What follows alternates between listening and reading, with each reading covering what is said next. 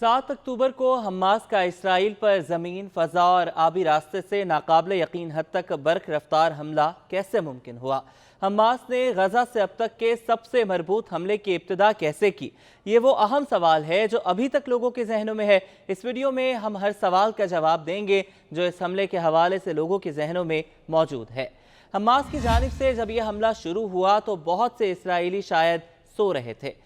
सुबह तकरीबन 6:30 बजे का वक्त था जब रॉकेटों की बरसात शुरू हो गई। गजा की पट्टी को कंट्रोल करने वाली तंजीम हमास के इन रॉकेटों के खिलाफ इसराइल का जदीद आयरन डोम नामी दिफाई मिसाइल निज़ाम अमूमन मुअस्सर साबित होता है, लेकिन सुबह के इंतहाई मुख्तसर वक्त में दागे गए हजारों रॉकेटों ने इस निज़ाम को गैर मुअस्सर कर दिया।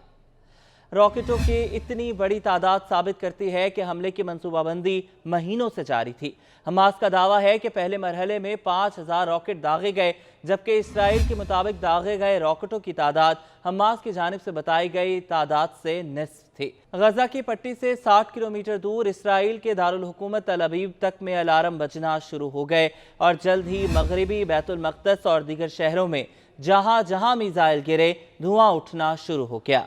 रॉकेटों की इस बरसात के दौरान हमास के मुसल्लह जंगजू इन मुकामात पर इकट्ठे हुए जहां से उन्होंने गजा को अलग करने वाली रुकावटें उबूर करना थीं।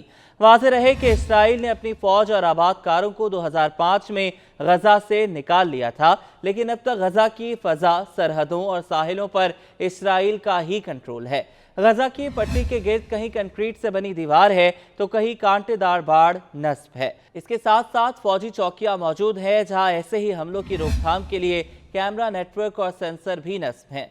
चंद ही घंटों में इस रुकावट को मुख्तलिफ मुकामात पर पार कर लिया गया। हमास के चंद जंगजुओं ने तो इस रुकावट को मुकम्मल तौर पर बाईपास किया, जिसमें फ़ज़ाई ग्लाइडर्स भी शामिल थे। चंद जंगजू कश्तियों के जरिए इसराइल में दाखिल हुए। इस हमले की खुसूसियत क्रॉसिंग पॉइंट्स पर मुतअद्दिद और मुनज़्ज़म हमले थे। 5:50 पर हमास के मुसल्लह विंग के टेलीग्राम अकाउंट पर इब्तिदाई तस्वीर शाया हुई जो क्रीम शालोम के मुकाम पर ली गई थी। ये इसराइल में गजा से दाखिल होने के लिए सबसे जनूबी मुकाम है। गजा की पट्टी पर 7 सरकारी क्रॉसिंग पॉइंट्स हैं, जिनमें से 6 इसराइल और 1 मिस्र के कंट्रोल में है।